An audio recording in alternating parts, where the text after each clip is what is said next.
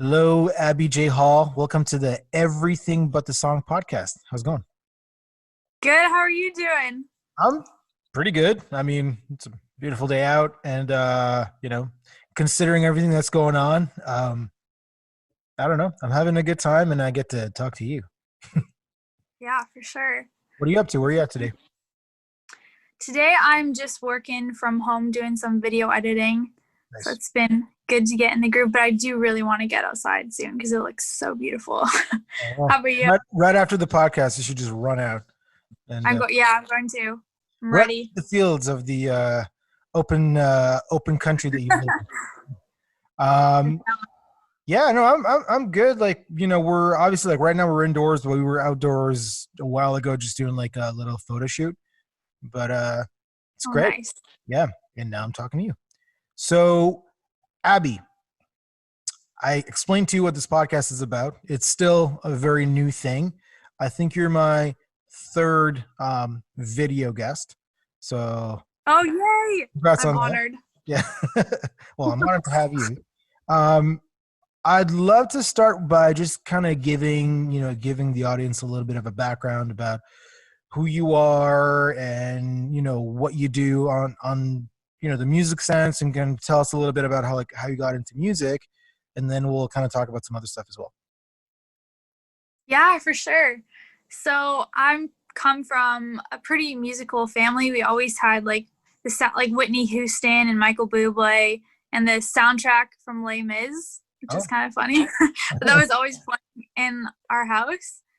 And I think my dad said he knew I'd be into music when Michael Bublé's song "Put Your Head on My Shoulder" was playing, and I was 5, and he was like trying to like get my attention, like just being like, "Hey, Abby, look at this," and I just like turned toward the stereo and started crying, and oh, he's like, "Wow, that's so weird. I've never seen that before." And so I think music has just always been like, I'm sure you can totally relate. This just like it's such a cool world and language that is universal, and it's so fun to be a part of.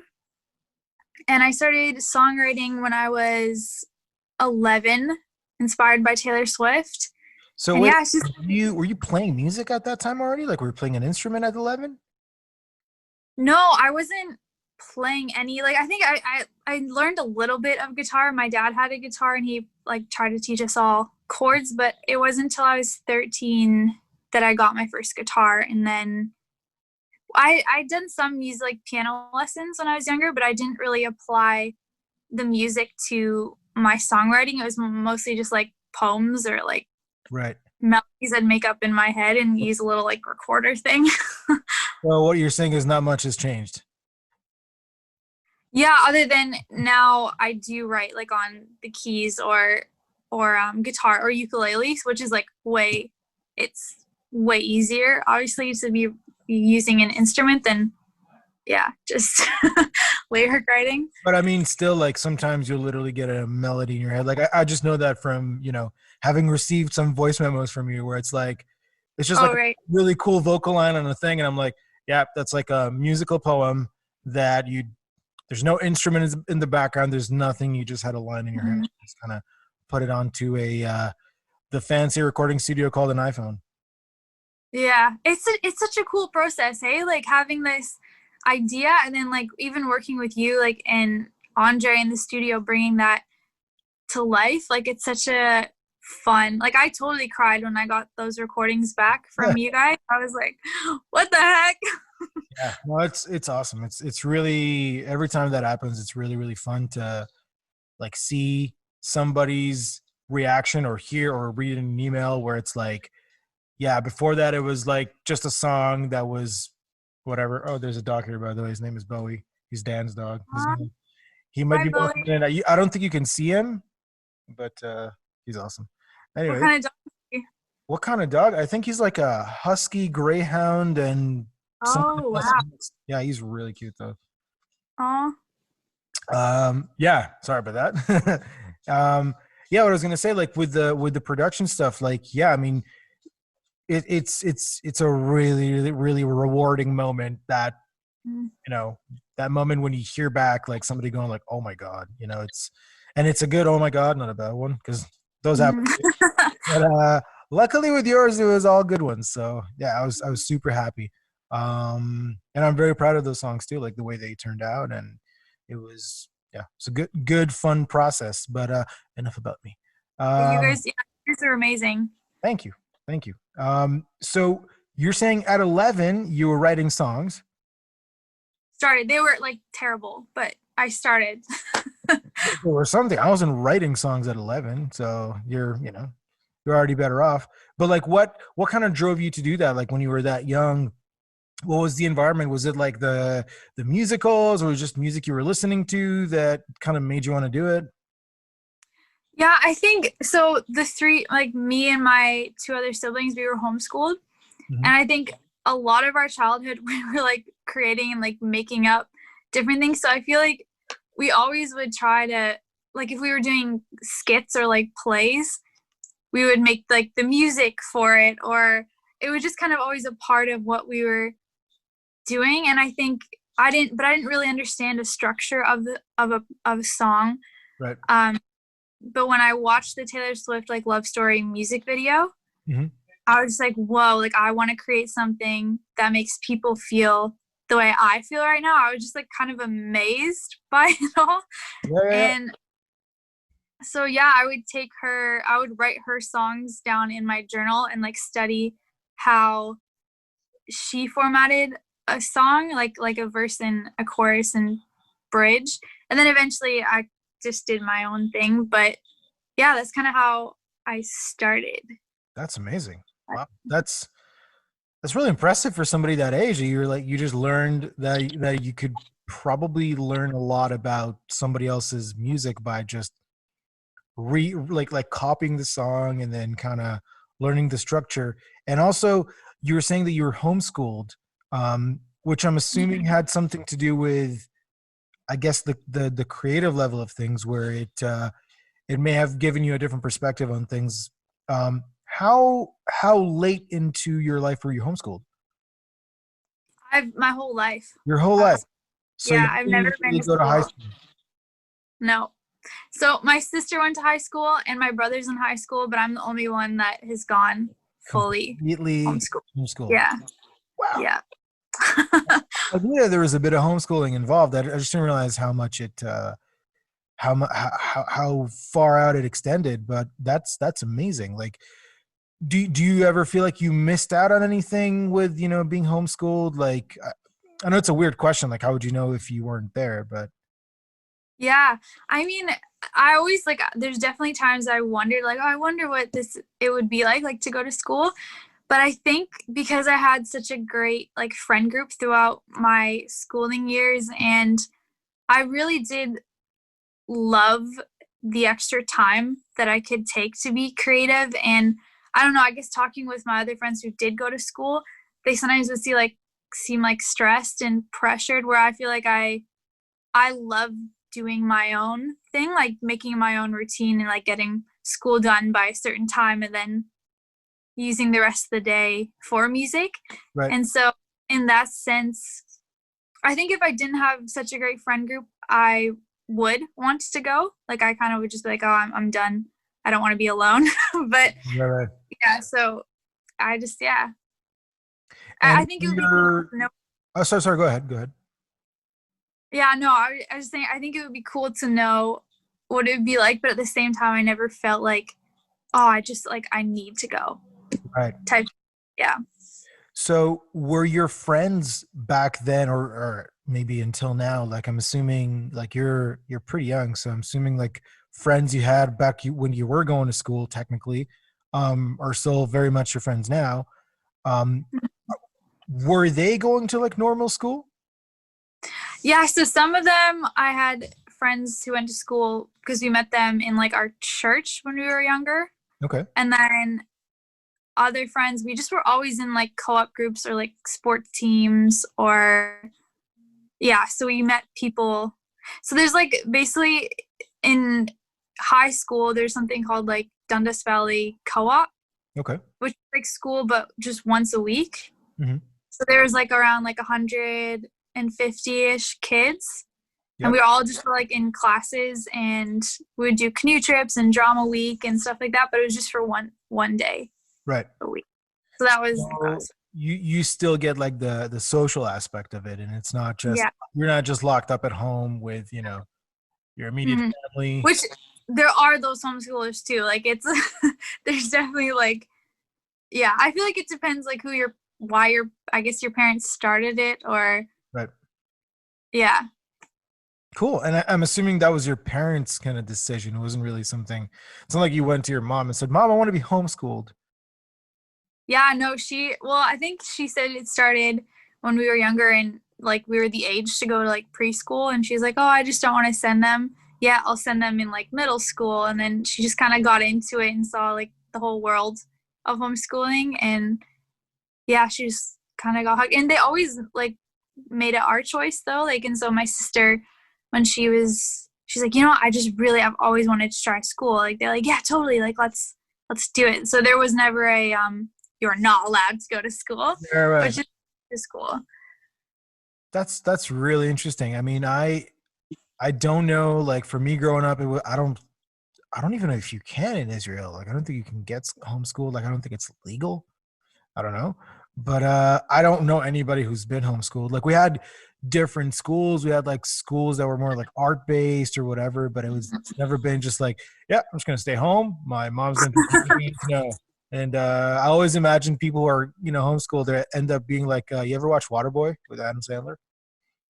No, I haven't. Well, anyways, he was homeschooled and they're like, in some swamp in I don't know, like somewhere in the south. And it's like everything is like, oh, mama says that alligators are sad because something something something, and they're like, when he goes to college, they're like, that's not what happens. Uh, Basically, everything he learned was like from his you know super interesting mom. But anyways, watch Waterboy. It's pretty much like how I imagine people who got homeschooled. But you're clearly, that's hilarious. Yeah, I'll totally. but you're clearly, you're proof that that's wrong. Um, Thanks, so, Tom. oh, I'll you're take that welcome. as Well, if anything, your music at first and foremost is testament to that. I mean, I think that's I remember first time we met and we started kind of working together with Andre and like, just looking through your songs and looking through just your creative personality just to figure out like where to go with you.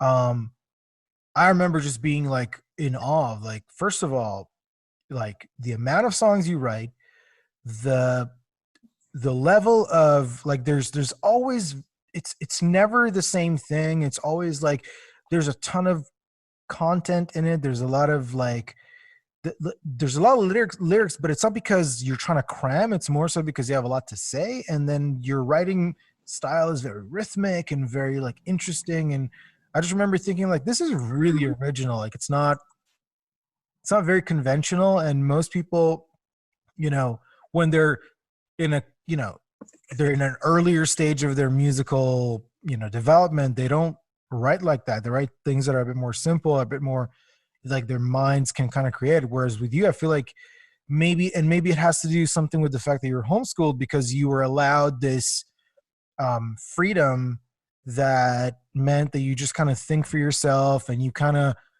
there isn't that much like outside influence on how your creative mind works. Is there's anything there? well. I first of all, that means so much coming from you, Tal, because I so respect like the work that you do, you and Andre. So that's a huge compliment for me. No worries. Um, yeah, I mean, I can't. I feel like I've also met songwriters that are incredible and have totally gone to school as well. But I definitely think, for me personally, part of my story, I definitely think it was because I was given time and encouragement to kind of explore Yeah. different musical. Yeah, I think for me, for sure, homeschooling played a big part Hmm. in it. Yeah. Awesome. So I know it's not polite to ask a woman, but can you tell us like how old you are and like where you are in life right now? Yeah, I turned 21 last Ooh. month, Oh, happy and belated. thanks.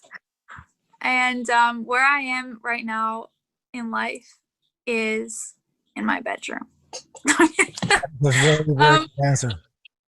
yeah, like music wise. I don't know, just life wise. I mean, this is one of the things about this podcast that I really wanted to kind of put out to people is that there's there's what people will see when they look up Abby J Hall on Instagram, on whatever, and it will most likely be, here's me playing a song, here's me covering this song, here's my new single, here's my new video, Mm-hmm. so on and so forth. This song is about this song is about that. And I'm more interested in, I'm interested in Abby J Hall, the musician, obviously, but I'm also, I think people are more interested than we realize, to find out about Abby J Hall, the person, which is why that's why I'm asking, like, okay, where are you at in life? Like, what's keeping you busy these days? What's going through your mind? And obviously, we're still during, this is October 13th today. Yeah. Yeah, and we're back to stage two, in at least in Toronto, with the COVID situation. So, what are you doing to kind of spend, like, what do you spend your days doing, really? Yeah.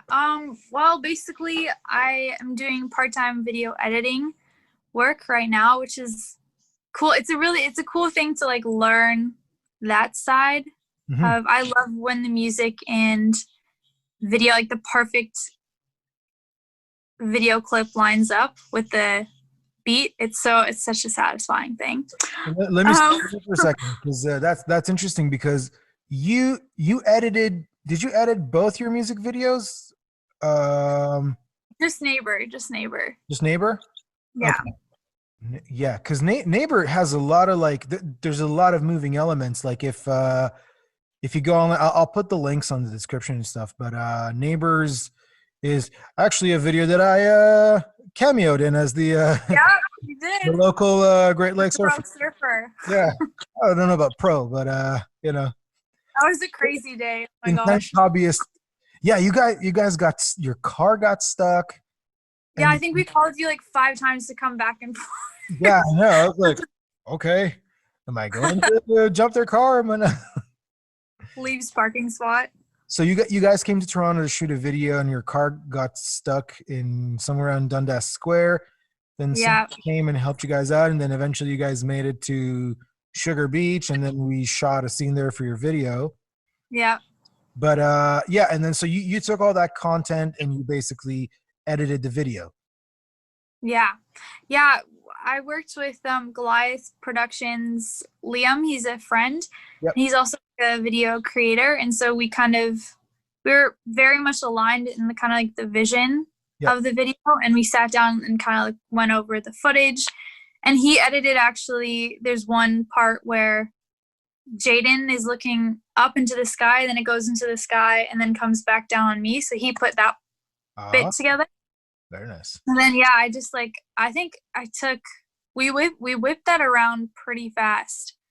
I was probably like nonstop glued to the screen for a few days because it was very last minute. Yeah. But yeah, it was a fun, cool process. Good Shepherd is amazing, and they do such great things for the community. So it was really cool to kind of see what they were up to too during the pandemic and everything. Yeah. Whose idea was that? Well, I mean, Neighbor, I've always envisioned it this mega, like, $1 million music video with like everyone holding hands and walking down the street. But I think, and like I almost we almost didn't do a video at all. But I don't know, I felt like it needed it, and I also feel like there's so many people doing good work like during this time, and I don't know, we could all use a little, if you can, like if you have it in your hands, or why not? Yeah. No, I think that was a really, really good choice. And I think I even really like in the video where the masks come off and everything. It's really cool. There's so many layers to that video that are just awesome. And I remember watching it when it finally came out, and my wife Adina and I were watching it together, and and she's she's not a person who minces in words when it comes to criticism over artistic things. And she's like, this is such a good video. Like, this is such a great concept and Oh, such a fun. It's just a positive thing. And you're right. I felt like it was really needed when you put it out. It still is needed. And so I will encourage anybody watching or listening to go watch that video and go listen to the song "Neighbors" by Abby J. Hall. Um, but yeah, but back to just a quick little piece of information. Good Shepherd, just for if anybody doesn't know what that is, can you quickly explain? yeah. So they're a place that provide like food and shelter and resources to Toronto's like most vulnerable or the homeless, people struggling with addiction. Hmm. They're kind of just like, yeah, a place where people can go to find support. Yeah. Yeah, because I feel like especially during COVID, it's just, I mean, the tent, I couldn't believe even just going down there when we went and shot the like tent city, like all, there's just so many. I just felt like in Toronto there's more homeless than normal. Yeah. They're incredible for doing what they do, and they're all like serving with a smile on their face and just saying how much they love to do this kind of work. Yeah, so it was incredible to see. Yeah. I mean, it's not something that is that obvious, but giving back really, I hate sounding like an after school special, but giving back really feels amazing. And Mhm. obviously you're doing something positive for your community or for the people who you live with or are in your city, province, what have you. But it's really cool to actually see that, you kind of took that organization and kind of included in your video, because I think I don't know that most people know about most of these organizations unless, Mhm. God forbid, they have to actually like, use them, Right. So good for you. Good that you guys, came up with that idea and got them involved. It's awesome. I definitely didn't know like what Good Shepherd was at all. That was the first time I ran into it, and I, you know, looked him up Cool. afterwards, and I was like, all right, this is cool. Good for you. Uh, Uh, Thanks, man, and thanks for being a part of it. I couldn't have done it without the it surfer was guy. fun. Everyone commented on it. They're like, "Oh yeah, the surfer dude." It was funny because it was a really hot day, and I only had like my fall suit, which is so hot, and I was changing into it in the parking lot Oh, uh, where I man. parked.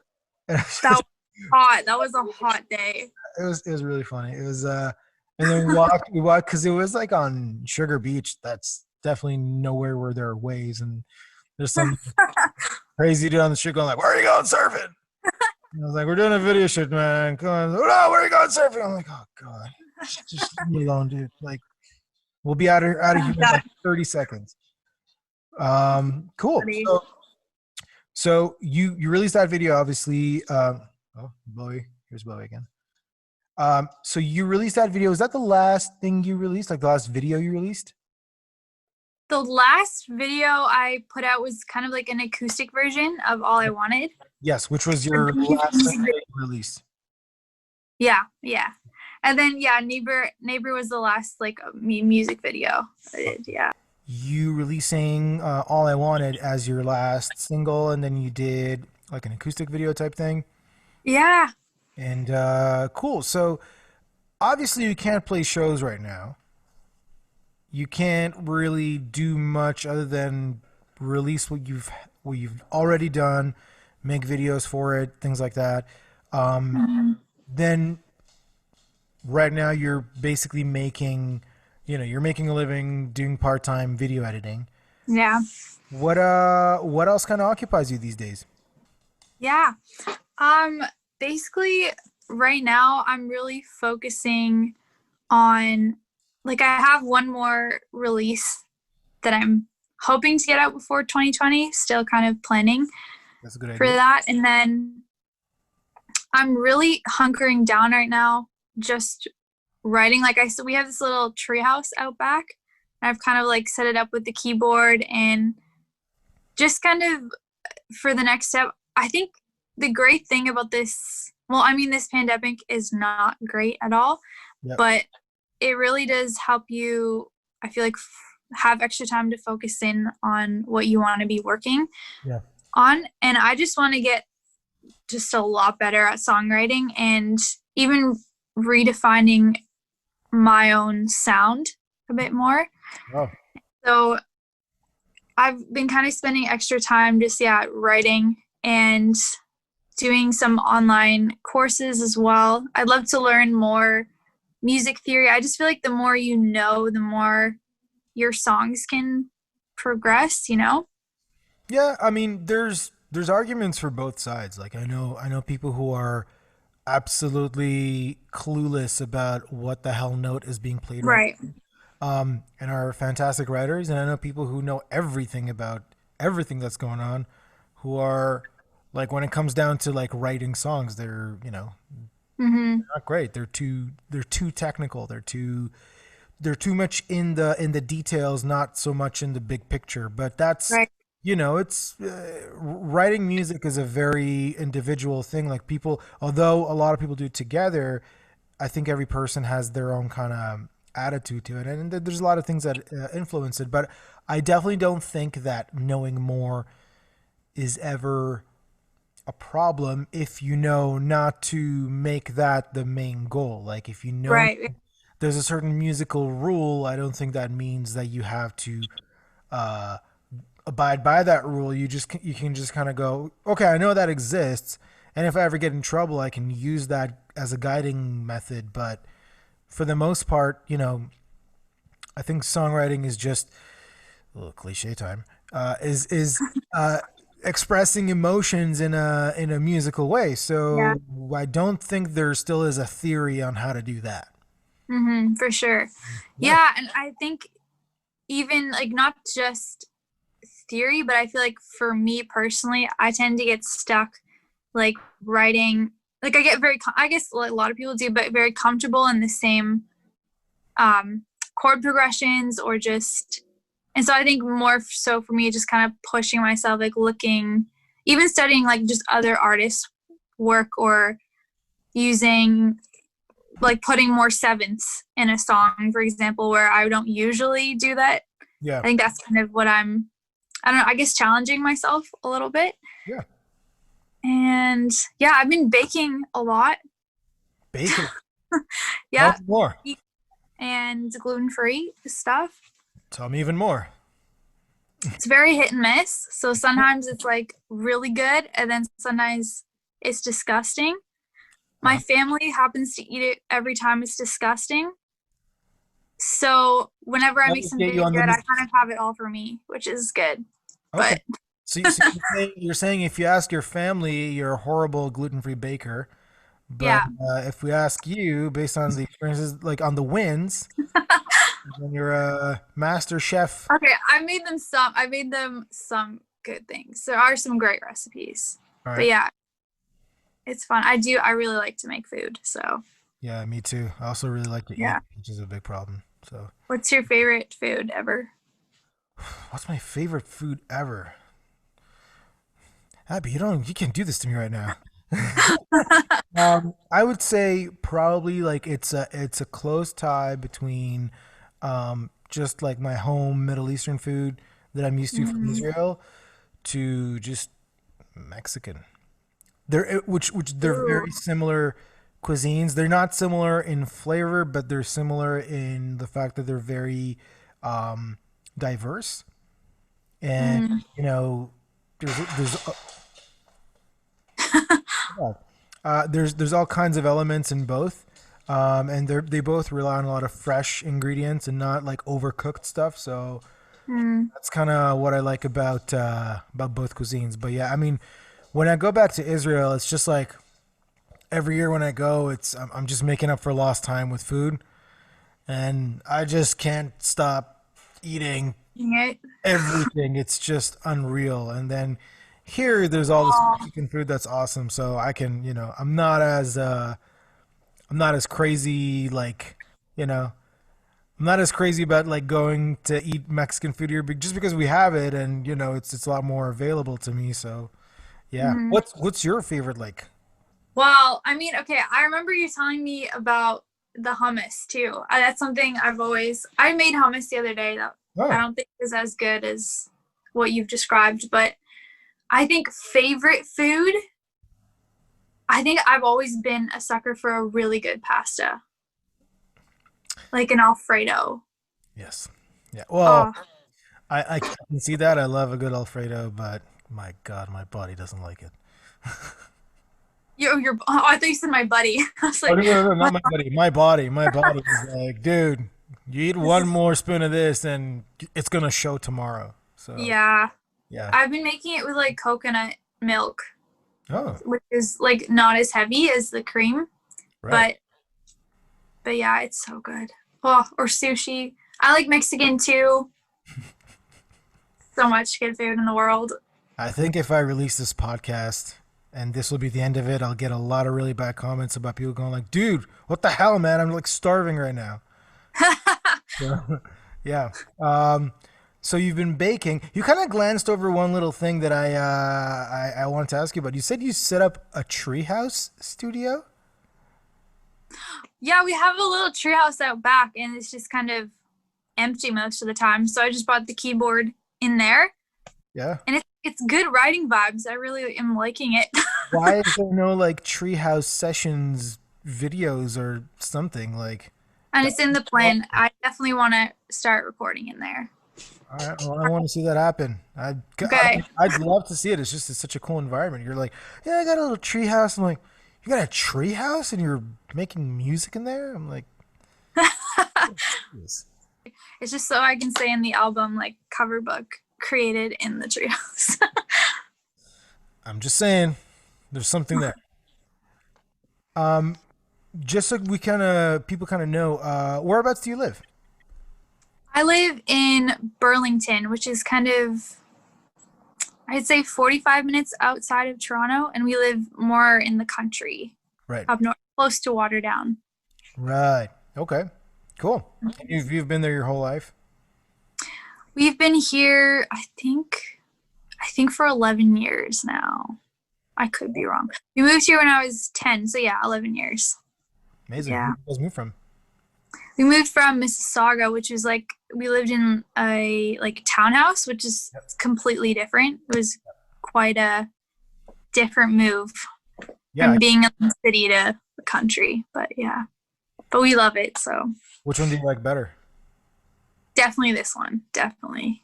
Nice. All right. Yeah, I love being out in the country. It's so I don't know, the open space is nice. Yeah. I've been a lot more outside of the city in the last year or so, and having seen what's out there, I'm like, Mm. is this the best move? I mean, I love. Indeed, let's go. No, I I'll love be our being in the neighbor's city. towel.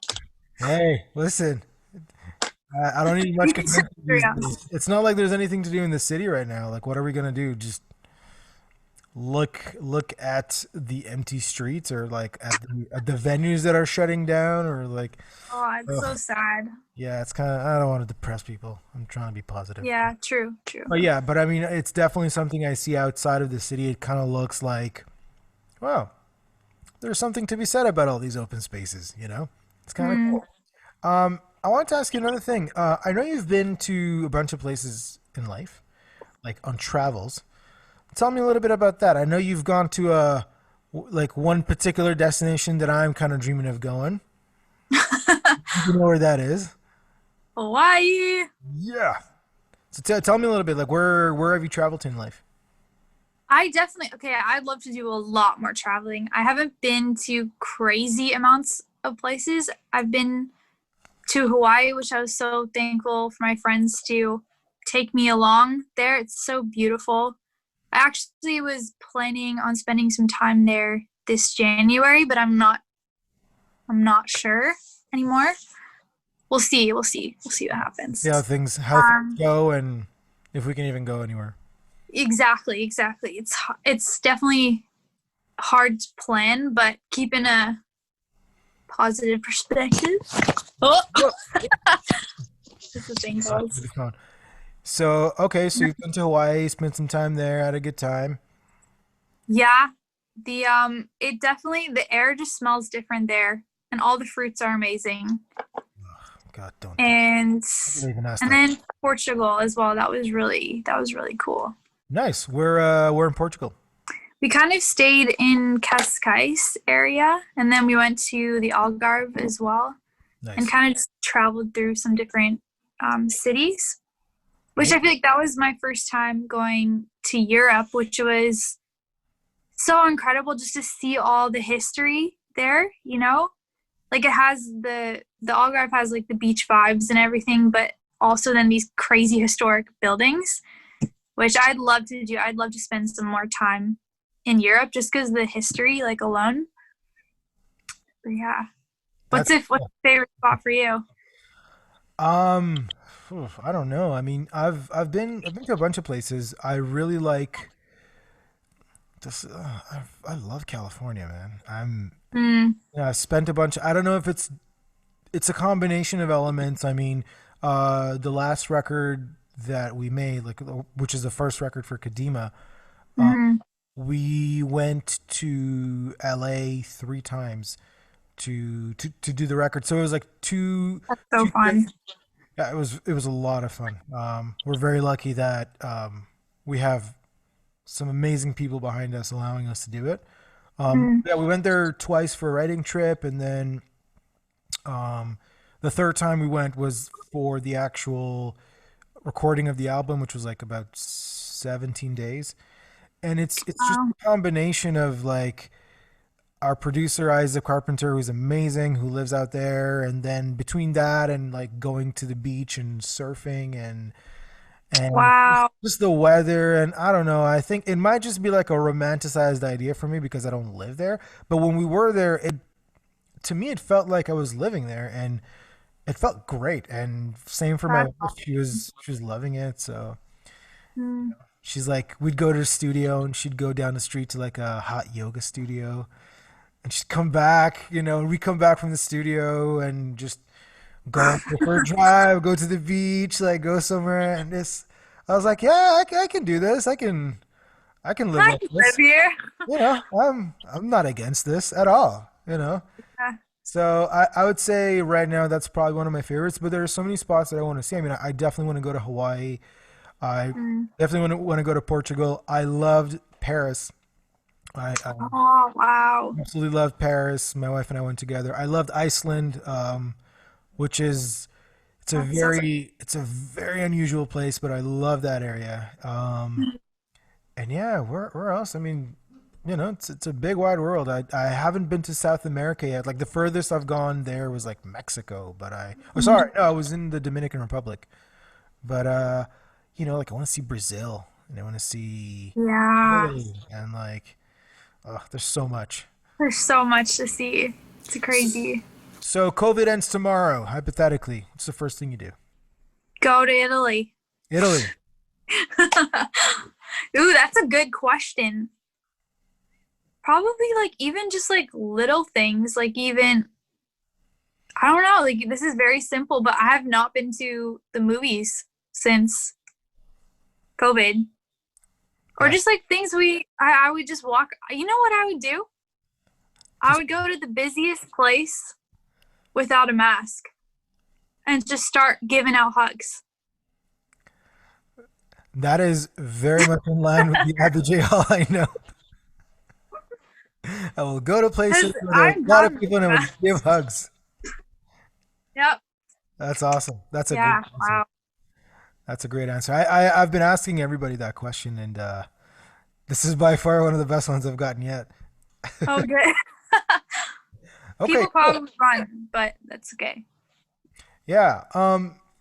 So here's a question for like, for I guess the near future, knowing that there is, COVID and everything else. What's Mm, kind of coming down the pipeline? I know you mentioned that you want to release another single before the end of the year. Um, mm. anything else that you have going on that you're thinking of, like anything you're working on, not necessarily music, like just life in general? Yeah, I think Right now, well, I mean, music related, I really would like to get into more like TV and film. So I'm really just hunkering down right now to like making a little bit of like a portfolio and really gathering my songs. I feel like before I'm very good at being very scattered, like having parts of a song here, parts of a song there. And so I'm really just over the past few years, like having one spot, like getting a hard drive and just kind of Filling it up. going through it all. And I think once COVID is like ended, I think it would be cool to start building a team as well. Yep. Yeah, so kind of planning, being ready though at the same time, Yeah. and making some phone calls. And other than music related, I really like doing HIIT workouts. So that's been fun. I like those too. And that's kind of basically, I feel like all I'm really focusing on. All right. Sorry, you Or a lot of what I'm froze again on a really, really It's frozen interesting. again. Yeah. By the way, because we're recording all this, I'm gonna have all these frozen images in the video. And, for the thumbnail of the actual podcast, I'll probably use one of Oh them. no. I'm kidding. We'll use a nice promo shot that you'll send me, and we'll have we'll have it all nice and official. Okay. Awesome. So you're gonna be staying fit. You're gonna be baking. You're gonna be making more music, learning more about music, and just kind of, and you'll keep freezing on my screen, which will be even better. But yeah, you're just gonna, as it sounds, you're gonna keep living life to the max. Abby, if you have one word or one kind of, you know, little bit of encouragement as a very positive person I know for people listening, is there anything you'd like to say? I would say that you are important and valuable in this world, and to keep one foot in front of the other. Abby J. Hall, this has been a pleasure. Thank you for doing my podcast. And Thanks for having me, Tal. yeah, no worries. I'd keep talking to you forever, but I feel bad for people having to listen to like 4 hour podcasts as this would have turned out into. But you're welcome back anytime, which I'm sure we'll do. Maybe like when you have your next single coming out or something, we'll do like a little promotional thing. But yeah, thanks again. Say hi to your family, whom I love, and yeah, I will do. keep kicking ass and being the awesome Abby J. Hall I know. Thanks, Tal. You're awesome. Thank you, Abby. You're awesome too. All right, we'll talk soon. Okay.